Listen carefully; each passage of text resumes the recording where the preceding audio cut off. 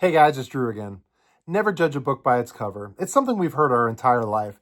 And man, I have a story that totally personifies this from a card show I went to last weekend. I can't wait to tell you about it. So let's check it out.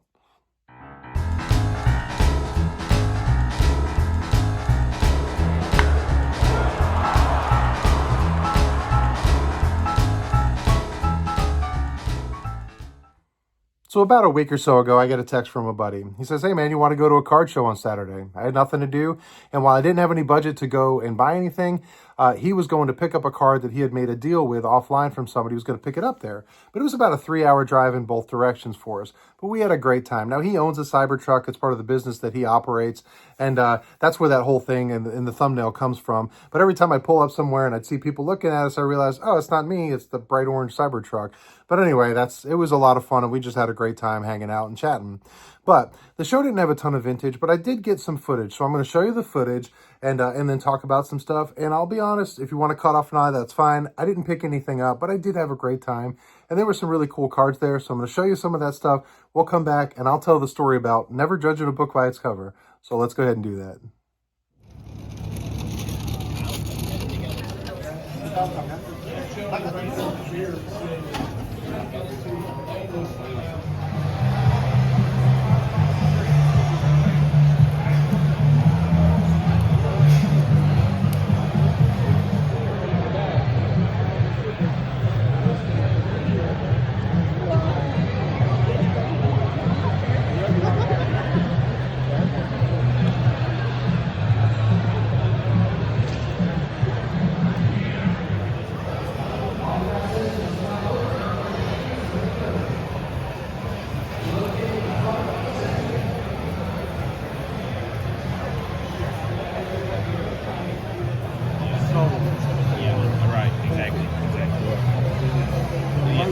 Comp on that one, which is at 150. So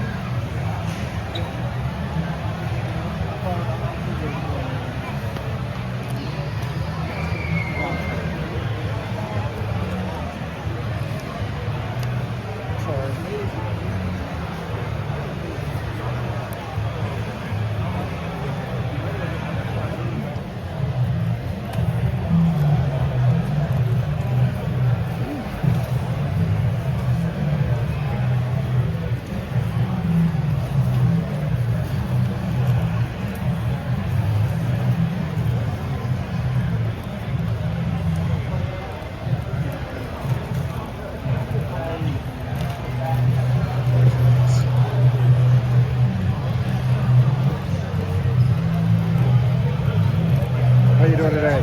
Doing well. What can I help y'all find today?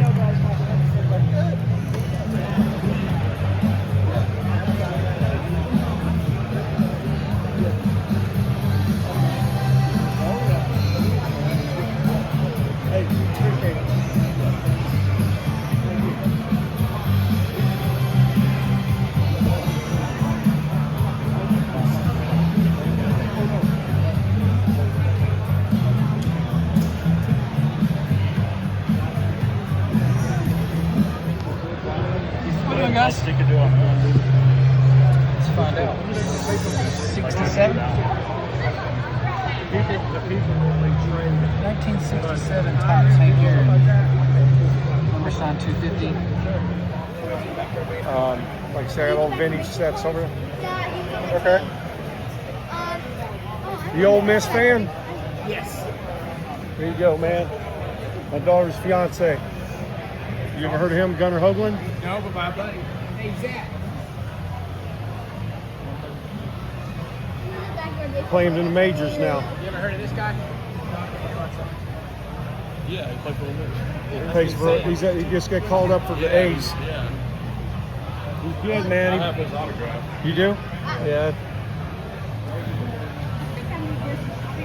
Yeah, he just got called up about a month ago. That's We awesome. watched him pitch against Miami. Pitching today against Toronto. Well, they drafted him and traded I was him about to say, he back. started with Toronto. And they well, he got drafted in the first round by the Pirates, and they lowballed him, and he ended up going to Ole Miss. Yeah, he was good. I'm definitely a buyer. That's cool, though.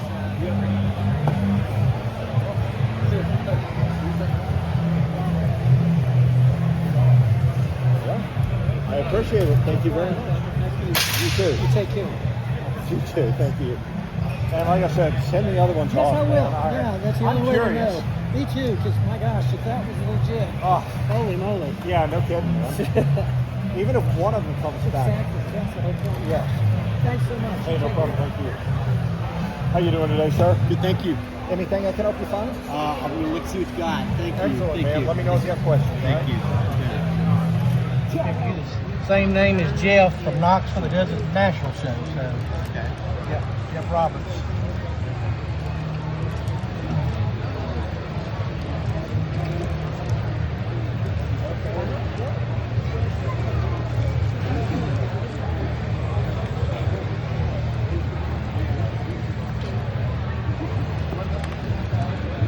Show, which is north of Talladega on I-20. Okay. A dealer came by that sits, he wasn't set up. He sets up at the Nashville show, just a few tables down from me. And he had them, and he was looking for Mantles. And I had 2 graded Mantles that I traded in for those 3 scraps cards.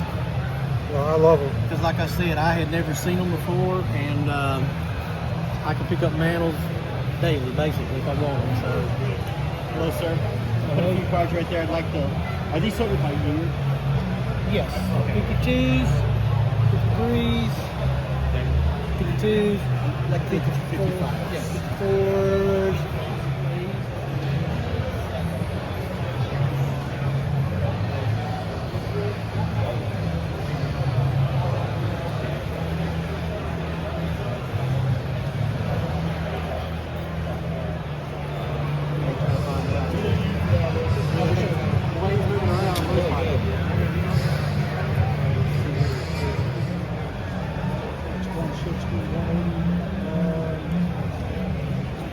Bottom dollar would probably be 150. That was my bottom dollar.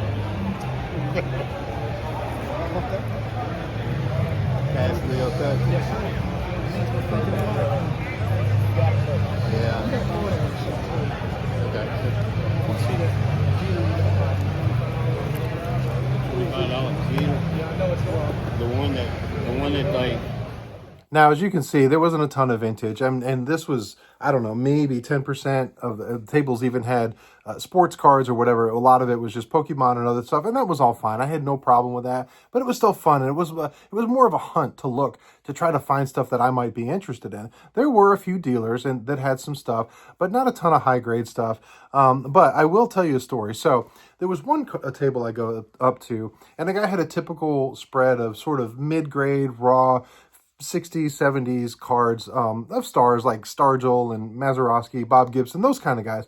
He didn't have any high-end Aaron's. Nothing was graded in his cases. There wasn't Mantles or anything like that. It was just kind of stuff that was interesting.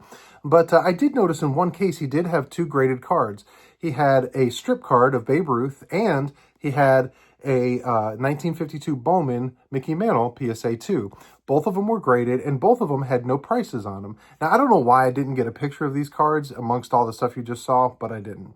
But anyway, so because these 2 cards look so unusual compared to all the other stuff that was, $20, $40, $60 cards, I asked him about it, and he said, he was very excited about this. He said he had just picked these up. He said someone had come up to him at the table, had a little box of cards, and he bought these 2 cards from him, and he was going to sell them at the show. And I'm like, really? Someone just walked in with these kind of cards? Because this is not that kind of a show. He's like, yeah, and he describes the guy. Now, what he describes was a little older man. He had a little box of cards. Well, I had moved on. I thought that was kind of cool and moved on. Well, a little while later, I'm at a table, and I'm looking at some cards, and I overhear next to me a guy saying, "I'm sorry, I just can't afford any of these." And I looked over, and sure enough, I'm standing right next to the guy that he's talking about. Now, to describe this man, he's probably in his mid to late 70s, older guy, very small, very frail, maybe 5'6", 5'5", very small little guy. And the box is literally like a little cardboard box that was just beat up. And I see him putting cards back in from the dealer who said he wasn't interested with them. And but what I'm seeing is I'm seeing a play ball Joe DiMaggio go back in the box. And I'm like, now I already knew about the Ruth and Mantle, and I see this card. So I said, excuse me, sir, I hate to interrupt, but are you trying to sell some cards? I'm really just kind of interested in seeing what you've got. And he was very like, oh, I don't know you. But anyway, he said, sure, I'll let you see it. So he opens it up. And in this box, he had, I don't remember all the specifics card, but I do remember a few. 2 different Ty Cobbs. There was another Babe Ruth. And about 5 different Joe DiMaggio cards, including play balls. He had the Leaf. He had a few other ones, and they were all graded, all looked great. And I said, are you trying to sell these things? And he said, yeah, I'm just trying to get rid of these things. And he had a little price tag or a little sheet in his chest pocket, and he'd pull it out. He said, oh, I want, $1,000 for this car, or whatever his prices were. And I said, oh, I don't have the money. I'm not interested, but man, that's really impressive. I really like your cars. Thank you so much for showing them to me. And he said, okay. And he put them back in, whatever. Well, throughout the day, I kept seeing him, of course. And because there wasn't a ton of vintage guys there, I would see him at the same tables or a table I had been to trying to sell these cards. And he was getting more and more frustrated because nobody was buying his cards. He had sold the 2 earlier, but nobody could afford them. These dealers were not the kind of dealers like that you see at National or Strongsville, these huge shows where guys have a huge bankroll that they can just pick up stuff like this. And they were like, man, great stuff, but I'm sorry, pal, I can't afford these things. Or I'm really not interested in that kind of stuff because there was a lot of Pokemon and TCG sort of stuff. And that stuff is fine, but he was in the wrong show to sell this stuff. And he was very frustrated. And I was talking to my friend about it, and I ended up seeing him leave, kind of dejected that he wasn't able to sell a whole lot and make a lot of money. And I thought, man, if I had the money or the availability, it was crazy. I don't know if he was giving great deals or bad deals or anything else, but I know the cards in there were absolutely golden. So like I started this entire video, never judge a book by its cover, because you don't know. I would see these kids walk around with these big, expensive Zion cases, and they plop them on the table, and they pop them up, and they're pulling out $10 cards and $5 cards and $20 cards, and there's nothing wrong with that. But you have this little old guy walking around with this beat-up cardboard box with literally thousands, tens of thousands of dollars worth of vintage baseball cards, and he had zero interest. And I thought, man, it was kind of a shame, but it was still a cool experience. I had a great time. I didn't pick anything up, like I said. My friend, though, he did get the big card, and I'm really happy for him. It just looks great in his collection. It's perfect for what he has, and I was really excited for him. Overall, I had a great day. Going to a card show, even a bad one where you don't get anything, still a good day. But anyway, sorry for the ramble. I hope you enjoyed the footage. I hope you enjoyed the time with me. But until next time, you guys be good.